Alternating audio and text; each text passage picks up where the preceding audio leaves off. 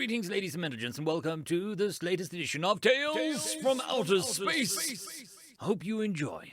Story number 1, Hospice, written by Wenda Toast. Audio lecture from the head medical examiner of the Galactic Council. Humanity is known for being a sporadic, superstitious, and chaotic people. They have also shown this on many occasions with their actions within this interstellar community. With this preface, you can understand my hesitation when entering their medical field for this report. It was with a breath of fresh air when I first visited one of their major medical stations within their home system. It was one of the first off-planet facilities that they constructed, the first being a mining outpost on their moon. The facility I visited was set up as a hospital for the injured miners and grew to the population into a massive campus that it is today. The staff even claims that their significantly lower gravity of the moon assists with physical therapy recovery. Now, listing of how humans handle trauma and catastrophic injuries has been done to death. If you wish to read about that, I recommend that you review those reports. In summary, they handle them the same way all other mammalian races do, though they are better outcomes due to their innate durability. No, I will not be reporting on their terminal illness and end-of-life procedures. All the races in this council have their own unique procedures, from the desire for a warrior's death in battle, self-termination when obsolescence is declared, or even recycling of organs and biological material. We all enter the next life differently. The humans, however, are unique. They are so far the only species that practices the concept of hospice care. Let me explain what exactly hospice care is. Hospice care, as opposed to the palliative care, makes the individual comfortable. It does not try to cure the ailment that they are afflicted with, though treatment is provided if it helps ease their pain. This premise may shock many of you. A simple fact that resources were being wasted on individuals who were terminal shocked me the most. Why would you provide medical care to someone that will only end up dead? Why not provide them with a simple method of self or assisted euthanasia, as many other species do? These questions were answered when I began reading about humanity's dead customs. Though they are fractured and belligerent people, with many different cultures, they all similarly treat death. It is inevitable, something that should be avoided but not feared, something that is even celebrated in some cultures. For example, the human holiday known as Dia de los Muertos is held in the people of Mexican Federation, one of their major players in humanity's political sphere. The holiday features a celebration and remembrance of lost lovers, family, relatives, and public figures. It is a time of happiness and mourning, and it is one of the best examples I can give you how humans treat death. It is simply a fact of life for them. Now to get back on track. What is the point of wasting resources on a dying person? It is to give them what I've seen as a good death and to console those affected by the death. You heard me correctly. Hospice care does not just care for the individual, but also the family as well. This is through therapy and financial support. Let me explain to you humanity's modern concept of good death, because throughout their history it is wildly varied. To my shock, it has even fallen in line with some of the other races of this interstellar community. A good death, by humanity's current standards, is one surrounded by friends and family, as painless as possible, and not leaving any affairs unattended. But simply, the person is dying with peace of body and mind. My colleague, a Pyluvian, found this to be cowardly. These people are one of those who view death in battle or by combat to be the supposed true good death. But upon attending a viewing of a human known as Michael's death, his opinion changed.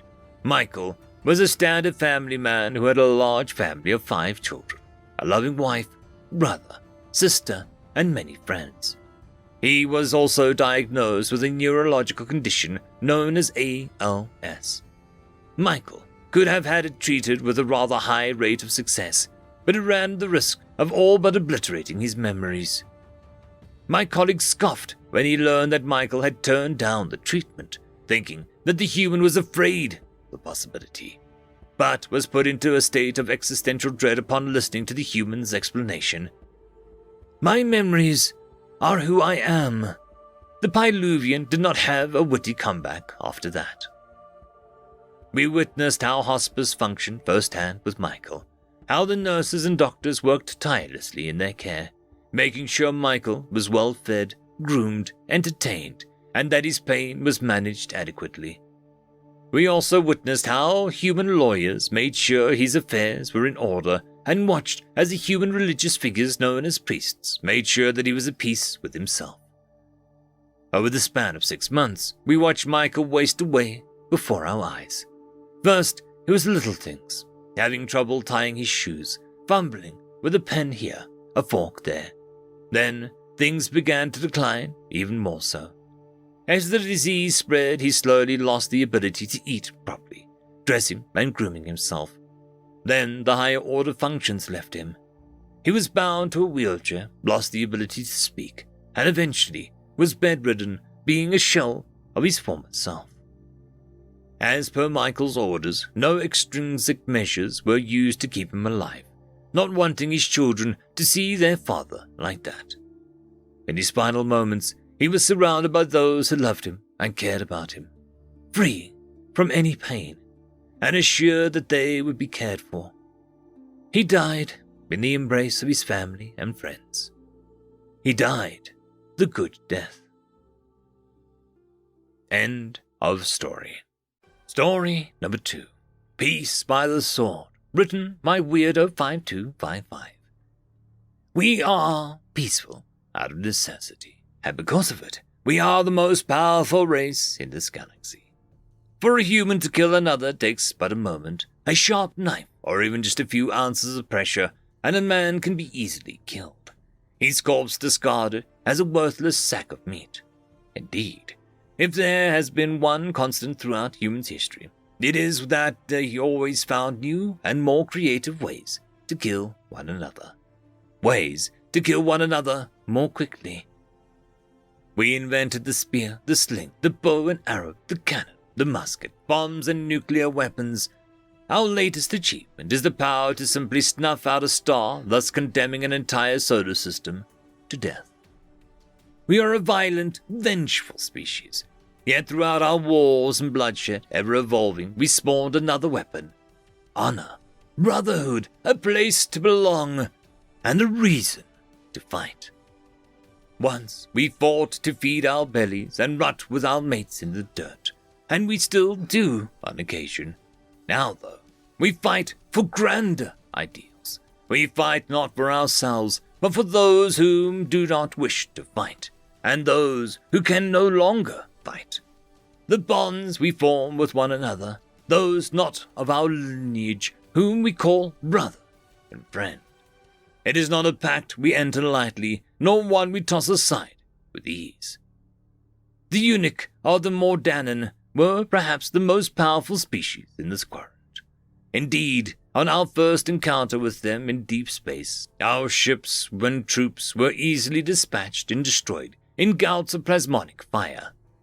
Like in our past, we held our hands out to them in kinship, as humanity has done for every enemy in history. We do not wish to march towards war. We would rather have our pacts and vows ring empty in the air. The eunuch laughed, saying that they did not need a friend. Indeed, even amongst themselves, the eunuch were a violent race, much like the entities of every other race in this chambers. Survival of the fittest. Every single culture here is based on that principle, except my own. The eunuch fought within their own ranks constantly. The strongest was the leader. The Ryan followed much the same principle, if only more subtly poisoning and forming temporary pacts, only to betray one another for personal advantage. The Haiklu literally absorbed their weaker peers, taking their memories and experiences, adding it to their own. Every race in this quadrant is constantly at war, not only with everyone else, but with themselves. Each member of the race only cooperating for their individual benefit, their individual advancement. So yes, humanity is the most peaceful species in this room, We do not stab one another in the back. We do not fight for ourselves. We fight for those whom do battle beside us, and those who are behind us. The eunuch did not understand us, and for that error they paid the price of meeting on the battlefield an enemy that did not waver, and through sheer force of will destroyed them. The eunuch are no more, for the simple fact that humanity has weaponized peace. We fight so that we might return to peace, return to our brothers in arms, and to our families. With our weaponized peace, the more you try to fight us, the more powerful we will become, if only to return to it.